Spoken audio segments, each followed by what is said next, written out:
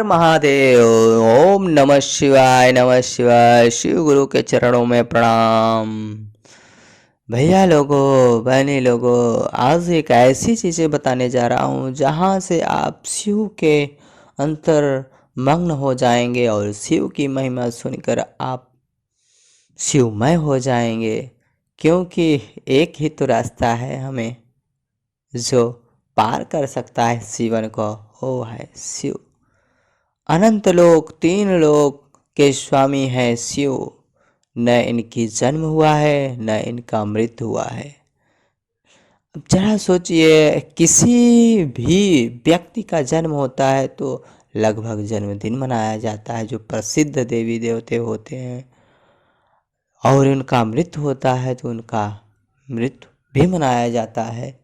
तो हमारे शिव न जन्मे हैं न मृत्यु हुआ है, वो तो अमर अजर कैलाशी हैं। तो जरा सोचिए, जो सारे जनन का निर्माण किया, जो सारे जनन का कल्याण किया, तो क्या कर सकते हैं हमारे लिए? बहुत कुछ कर सकते हैं हमारे लिए। जब एक छोटा सा बच्चा होता है, माँ के गोद में आता है, तो क्या करता है? कुछ नहीं। उसको कौन आसरा देता है? सीधा ईश्वर। सीधा ईश्वर ही आसरा देते हैं। कभी आपने देखा है बच्चा जब हंसता है, मुस्कुराता है, किलकिलाता है, तो कौन उसको परवरिश कर रहा है? वो शिव कर रहा है। हम आप बच्चे को नहीं जान पाते हैं बच्चा का क्या परेशानी, क्या दिक्कत है, क्या हुआ है, बट कभी आपने देखा होगा ना बच्चों को हंसे मुस्कुराते किलकिलाते हुए, तो वो शिव में है, क्योंकि उनका कनेक्शन शिव से है।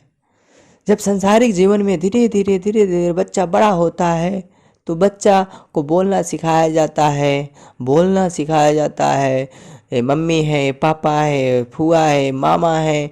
तो धीरे धीरे वह सांसारिक जीवन में आने लगता है और शिव भोले का कनेक्शन टूटने लगता है, क्योंकि वो सांसारिक जीवन में देख रहा है सब मेरे चाचा बुआ मामा ताऊ हैं, बट शिव का नहीं देख रहा है, क्योंकि अब मोह माया में विलिप्त हो गया है। वहीं से शिव का कनेक्शन टूट जाता है कि मैं, यानी शिव ने भेजा था कि हमारा गुणगान करने के लिए, लेकिन वह सांसारिक जीवन में व्यस्त हो जाता है और मेरा गुणगान नहीं करता है। कुछ पापों को, कर्मों को भोगने के लिए हमें मनुष्य का तन मिला है। इस तन को, मनुष्य के तन को हमें फिर से शुद्ध करना है। आत्मा में दूसरे आत्मा में विलीन नहीं होना है। इसीलिए तो भेजे हैं कि आपका जो पाप है उसको आप पुण्य में बड़ा कर दो।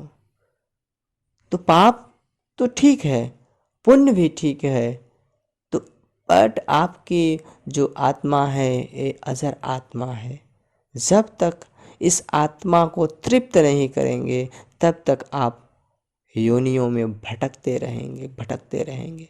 इस आत्मा को तृप्त करने के लिए हमें आपको शिव को जगाना होगा, शिव को बुलाना होगा, शिवमय होना पड़ेगा, शिव का चर्चा करना पड़ेगा।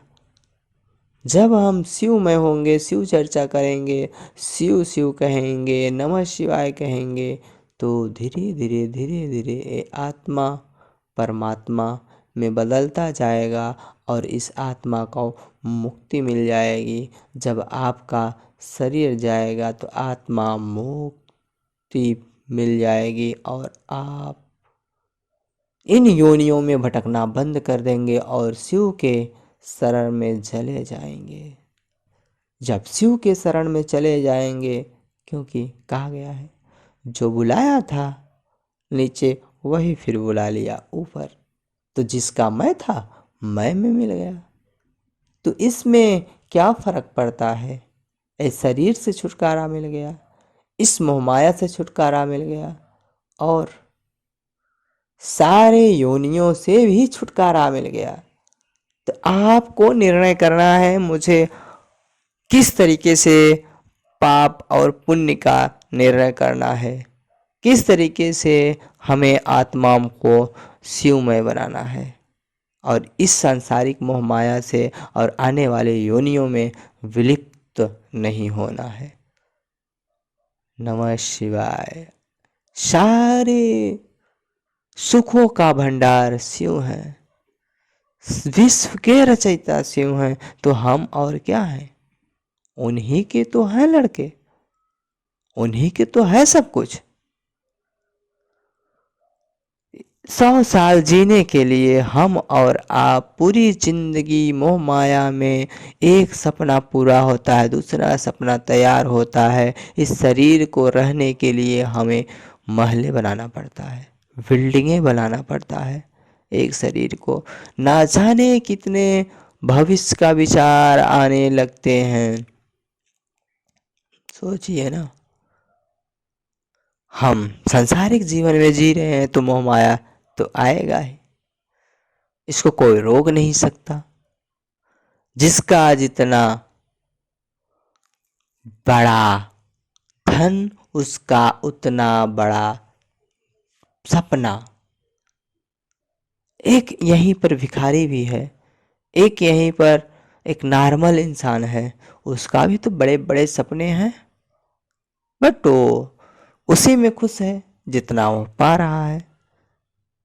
तो आप सोचेंगे कि हम और आप इस मोह माया के संसार में जितने काम करेंगे उतना ही कम रहता है। क्यों न हम इस शरीर को मुक्ति पाने के लिए शिव का काम करना स्टार्ट कर दें। जब हम शिव का काम करना स्टार्ट कर देंगे, शिव को गुरु बना कर काम करना स्टार्ट कर देंगे, शिव ही साक्षात दिखना स्टार्ट हो जाएंगे। जो काम आप 5 साल में कर रहे हो वो काम आपका 2 साल में हो जाएगा। कोई भी काम हो, कहा गया है जब आप अकेले काम करते हो तो वह काम निरंतर करना पड़ता है, जब आप का साथ कोई देता है वह काम में आप जल्दी कर लेते हो। तो वही तो है शिव, जो आपके साथ हमेशा खड़े हैं। बट आप क्या कर रहे हैं? कहा गया है ना, शिव सबको सुख और संपत्ति देना चाहते हैं, उनकी गठरी हमेशा खुली हुई है, बट कोई लेना नहीं चाहता, कोई नहीं लेना चाहता। जैसे एक नल की टोटी खुल जाए, उसमें से पानी टपकता रहता है, पानी टपकता रहता है, पानी टपकता रहता है।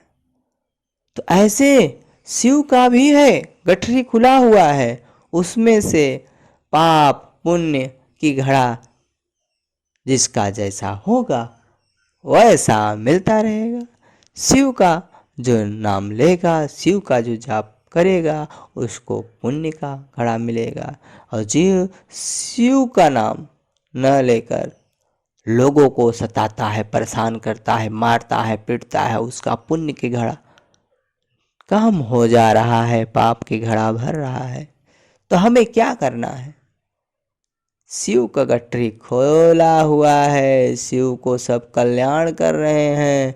आपकी गठरी में क्या है, आपके मन में क्या है, आपके आत्मा में क्या है, उसको आपको देखना पड़ेगा।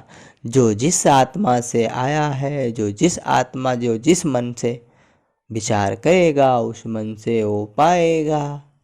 तो हमें स्वच्छ मन करके शिव को बुलाना है, शिव को और चलना है, तो सारे काम बिगड़े काम भी बनते जाएंगे।